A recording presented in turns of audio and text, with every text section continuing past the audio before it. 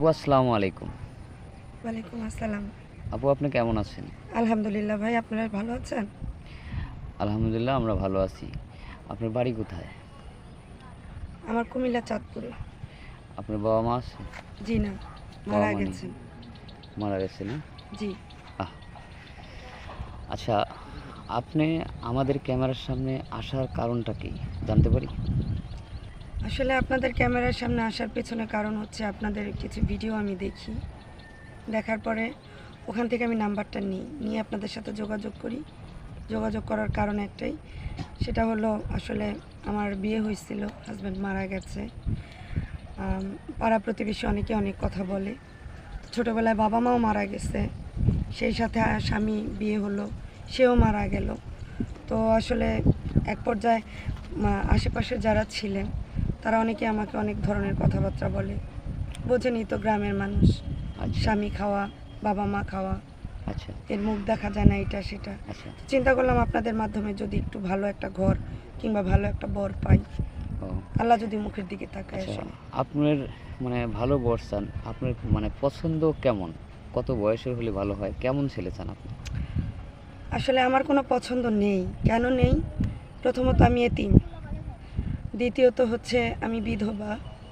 আমার আর এই মুহূর্তে পছন্দের কোনো কিছু নাই।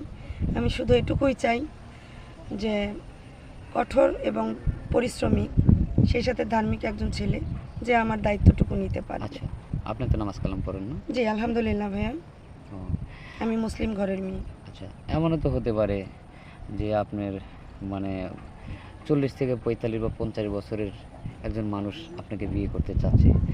সেক্ষেত্রে কি আপনি রাজি আছেন তাকে বিয়ে করতে? সে যদি আমার এত কিছু মেনে আমাকে গ্রহণ করতে পারে, তাহলে সেই মানুষটাকে তো আমি সাধুবাদ দিয়ে মেনে নিব। সাধুবাদ দিয়ে মেনে নেবেন? অবশ্যই। আচ্ছা, মনে করেন কোনো প্রবাসী ভাই তার বউ আছে, হয়তো বউটা অসুস্থ বা যে কোনো কারণেই দ্বিতীয় বিয়ে করতে চায়।